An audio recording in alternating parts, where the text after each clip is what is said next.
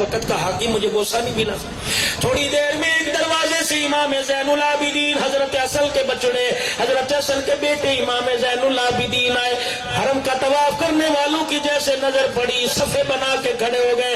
شہزادہ طوا بیت اللہ کی سیڑھیاں نیچے اترا, حجر اسود کے قریب آیا, بوسہ لیا, ادھر جا کے کھڑے ہو کے رونے لگ گئے. فرزدق شاعر پاس کھڑا تھا, فرزدق بہت بڑا شاعر گزرا پاس کھڑا تھا, حشام بن ملک کے پاس کھڑا تھا.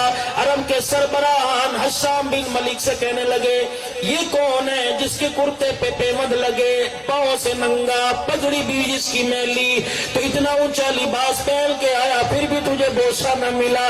یہ پیمند والا کرتا پہن کے آیا, بوسے لے کے چلا گیا. حشام پہچانتا تھا, سنی انسنی کر دی, کہنے لگا میں نہیں جانتا کون ہے. فرزدق شاہد پاس کھڑا تھا کہ تو نہیں جانتا, میں جانتا ہوں یہ کون ہے. وہ عرب کے سربراہان کہنے لگے بتا کون ہے. اللہ اکبر.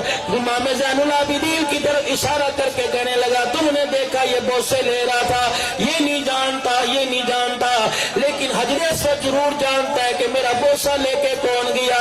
رب ذوالجلال کی قسم جب یہ حجر اسود کا بوسہ لے رہا تھا تو حجر اسود اس کے ہونٹوں کا بوسہ لے رہا تھا. اس نے کہا میں نے دیکھا جب یہ عرب میں داخل ہوا یہ کالے رنگ کے سارے پہاڑ اس کے استقبال کے لیے جھک گئے, بیت اللہ کے پتھروں نے اسے سلامی دی.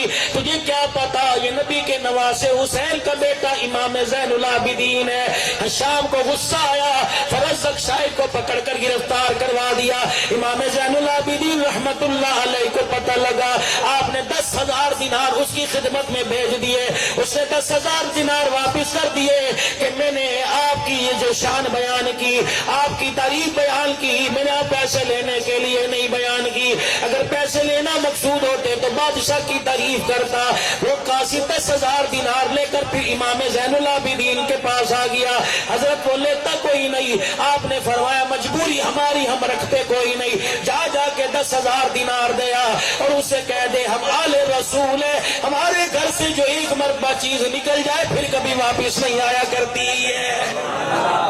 اور اگلا جا کے پیغام دے دینا ہم نے کلمے کے علاوہ لا سیکھی کوئی نہیں. اس روزے والے نانا نے کلمے کے علاوہ ہمیں نہ سکھلائی نہیں. ہماری لا کلمے میں نکلتی ہے, حاجت روا کوئی نہیں لا, مشکل کشا کوئی نہیں لا, بیٹے بیٹیاں دینے والا کوئی نہیں. حتیٰ کہ رب ذوالجلال کی قسم ہے میں لاہور کے پیر کی بات نہیں کرتا, میں فرید الدین گوشکر کی بات نہیں کرتا, میں علی اجمیری کی بات نہیں کرتا, میں سخی سلطان بابو کی بات نہیں کرتا, میں بابے کوٹ مٹھن والے کی بات نہیں کرتا. یہ سامنے قبر ہے, بابا علی المرتضیٰ آرام فرما رہا ہے. رب ذوالجلال کی قسم ہے مجھے ایک آدمی بتاؤ کہ کسی نے بابے علی المرتضیٰ سے بیٹا مانگا ہو دے دیا ہو. ہاں لوگ آئیں گے بیٹا دے دے, بابے علی المرتضیٰ نے انگلی کا اشارہ اپنی طرف سے وہاں کر دیا ہوگا. اللہ اکبر. ہم تو بیٹوں کی دعا کیا کرتے ہیں, بیٹا بیٹی تو خدا دیا کرتا ہے. یہ عقیدہ مضبوط بناؤ.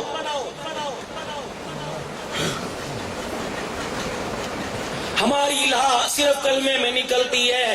میری ماں نے مجھے گھٹی دی, میری ماں نے مجھے گھٹی دی, میری ماں نے مجھے لا سکھلائی نہیں. ہم تو وہ سخی گھرانا ہے, کاش کربل کے میدان میں کچھ ہوتا ہم لوگوں سے پانی مانگتے, ہمارے دروازے سے تو لوگ پانی پی پی کے چلے جاتے ہیں. ہمارا گھرانہ وہ ہے, تجھے کیا بتلاؤں میری دادی اماں کی سخاوت, سیدہ فاطمہ کی سخاوت کیا تھی. سائل دروازے پہ کھڑا ہوا, میری ماں کے گھر میں جو اناج کا آٹا نہیں تھا, سائل کے لیے میری ماں نے سر کی چادر اتار کے گروی رکھ دی تھی.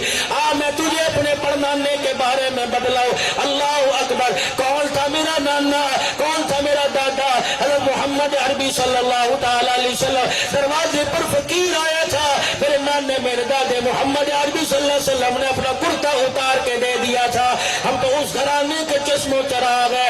اللہ اکبر. کربلا کے میدان میں جیب میں روپیہ نہیں تھا لیکن جسم میں جان تھی. ہم نے نانے کے دین پر اپنے سارے خاندان والوں کی جان کو قربان کر دیا تھا.